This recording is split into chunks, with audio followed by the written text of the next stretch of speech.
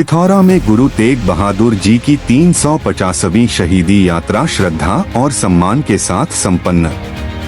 आज पिथौरा नगर में सिख समाज द्वारा गुरु तेग बहादुर जी की 350वीं शहीदी यात्रा बड़े ही श्रद्धा और भव्यता के साथ निकाली गई। यात्रा नगर के प्रमुख मार्गों से होकर संपन्न हुई। इस अवसर पर विश्व हिंदू परिषद और विश्व बजरंग दल के कार्यकर्ताओं ने श्रद्धालुओं का स्वागत किया। नगरवासियों के साथ साथ नगर पंचायत अध्यक्ष देव सिंह निषाद और अन्य गणमान्य लोग भी यात्रा में शामिल हुए और श्रद्धालुओं को पुष्प वर्षा कर सम्मानित किया।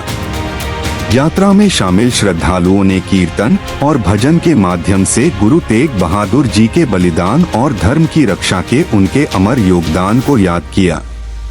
पूरे नगर में जो बोले सो निहाल, सत श्री अकाल के जयकारों से वातावरण भक्तिमय हो गया।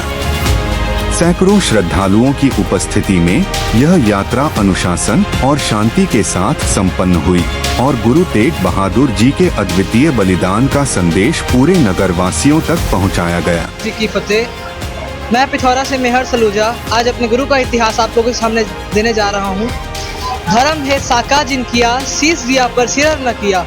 सिख धर्म के 9वें गुरु श्री गुरु तेग बहादुर जी, जिनको हम हिंद की चादर या सृष्टि की चादर भी कहते हैं, उन्होंने हिंदू धर्म के लिए अपनी सबसे बड़ी कुर्बानी दी थी। 17वीं शताब्दी की बात है। औरंगजेब, जो कि दुनिया का सबसे क्रूर शासक माना जाता था, वो पूरे भारतवर्ष को मुसलमान बनाना चाहता था। इसलिए उसने कश्मीरी पंडितों को जुल्म देना शुरू कर दिया। कश्मीरी पंडितों को जुल्म देने के बाद कश्मीरी पंडित उन्होंने तंग होकर बहुत से राजाओं के पास गए। राजाओं से मदद न मिलने के बाद वो अनंतपुर साहिब पहुंचे। अनंतपुर साहिब में उन्होंने गुरु तेग बहादुर जी का पता लगाया और उनके दीवान में आ पहुंचे। उन्होंने अपनी पूरी दुख भरी कहानी गुरुजी को बताई। गुरुजी ने बहुत गंभीरता से इस बात को सोचा और कहा कि इस अत्याचार को रोकने के लिए किसी महान पुरुष को अपनी कुर्बानी देनी पड़ेगी। उनके सुपुत्र 8.5 साल के श्री गुरु गोविंद राय जी, उन्होंने कहा, पिताजी, आपसे बड़ा और अंतर्जामी महान पुरुष और कौन हो सकता है। इस चीज को उन्होंने सोचा और कश्मीरी पंडितों से बोल दिया कि जाके औरंगजेब को कहो कि अगर गुरु तेग बहादुर जी ने इस्लाम धर्म कबूल कर लिया तो हम सब मुसलमान बन जाएंगे। औरंगजेब जब ये बात सुना तो वो गुस्से से लाल हो गया।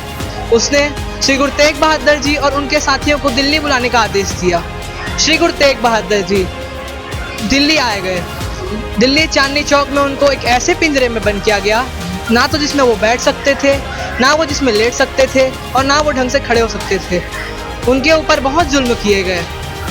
11 नवंबर सन 1675 ईस्वी के दिन श्री गुरु तेग बहादुर जी के सामने उनके तीनों सिंह, भाई सतीदास जी को आरों से चीर दिया गया, भाई मतीदास जी को रुई में लपेट के जिंदा जला दिया गया, भाई दयाला जी को उबलती देग में उबाल दिया गया।